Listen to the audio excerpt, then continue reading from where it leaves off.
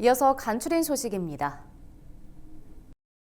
앞으로 65세 이상 고령자도 가족의 도움을 받아 보험사의 모바일 해피콜을 받을 수 있게 됩니다. 생명보험협회와 손해보험협회는 최근 이 같은 내용을 담은 보험회사 해피콜 가이드라인을 제정해 시행한다고 최근 밝혔습니다. 해피콜은 보험계약 체결 단계에서 설계사가 주요 내용을 모두 알렸는지 확인하는 절차입니다.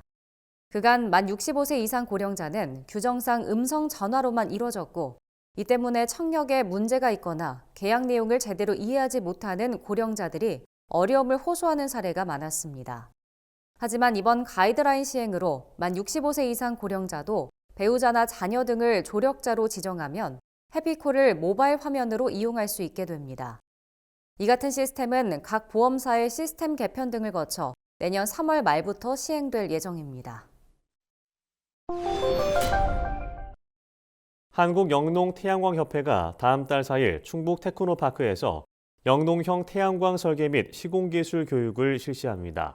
이번 교육은 영농형 태양광 사업이 최근 확산됨에 따라 시공 기준에 맞는 설계와 시공 기술을 세부적으로 공유하기 위해 마련되었습니다.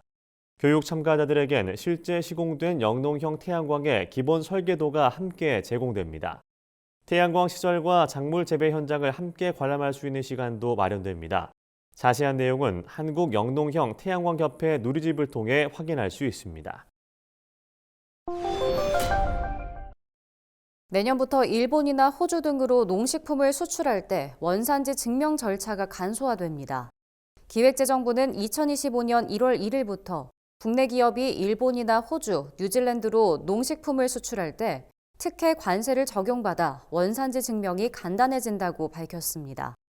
이는 영내 포괄적 경제 동반자 협정에 따른 것으로 국내 농식품 수출 기업의 원산지 증명서 발급 부담이 줄어들 것으로 보입니다.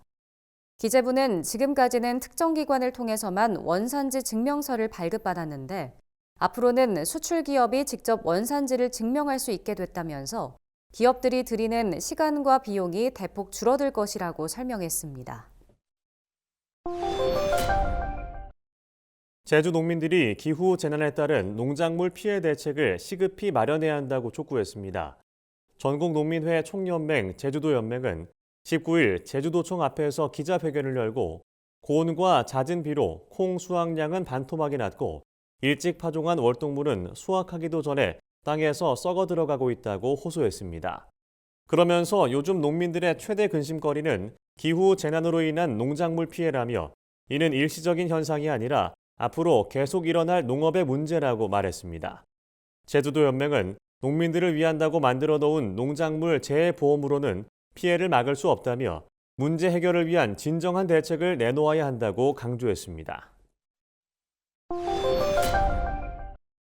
국립농산물품질관리원이 쇠고기 원산지를 현장에서 15분 만에 판별할 수 있는 쇠고기 원산지 판별 키트를 개발했습니다. 이 키트는 한우의 고유 유전자를 찾아내는 유전자 증폭 기술을 기반으로 개발됐습니다. 농관원은 키트의 경제성과 범용성을 확보하고자 휴대용 유전자 증폭기 전문 생산업체 기술을 이전해 시제품 생산을 완료했다고 밝혔습니다. 기존엔 원산지 판별 시 약 3일의 분석 기간이 소요됐지만 이번에 개발한 키트는 단속 현장에서 15분 만에 판독이 가능하며 비용 역시 기존의 3분의 1 수준입니다. 서울 양재동 AT센터에서 열린 제6회 양재 플라워 페스타가 성황리에 막을 내렸습니다. 올해로 6회째를 맞는 양재 플라워 페스타는 대규모 실내 화훼 전시 행사로 프로플로리스트 100인의 화훼 작품 전시, 미니 플라워 마켓과 플리마켓 등 관람객이 직접 보고 느낄 수 있는 다양한 프로그램이 마련됐습니다.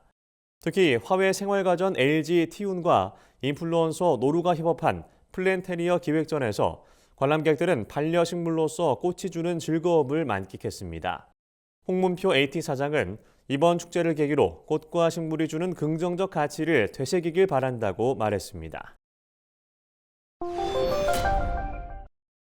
산림청이 행정안전부, 농식품부 등과 함께 전북 완주군 일대에서 소각 산불 예방을 위한 영농부산물 파쇄 캠페인을 진행했습니다. 캠페인은 산불 전문 예방 진화대와 영농부산물 파쇄 지원단 등 관계자 70여 명이 참석해 영농 부산물 약 5톤을 파쇄했습니다. 또한 산립 연접 지역 마을 주민을 대상으로 영농 부산물 및 논 밭두렁 태우기 금지 홍보 활동도 진행했습니다. 산림청 관계자는 국민의 안전을 지키고 지역의 산림 생태계를 보존할 수 있도록 주민들의 적극적인 협조를 부탁드린다고 말했습니다.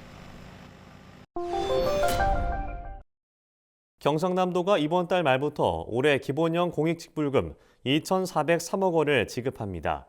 이는 제도 시행 이후 역대 최다 금액입니다.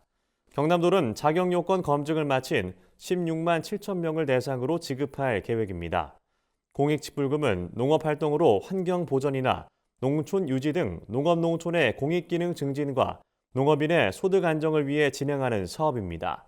소농직불금과 면적직불금 등으로 구성되며 올해 소농직불금은 7만 6천 명, 면적직불금은 9만 1천 명이 수혜 대상자로 선정됐습니다. 경남도 관계자는 이번에 지급되는 공익직불금이 농민들의 경영 안정에 도움이 되길 바란다고 말했습니다.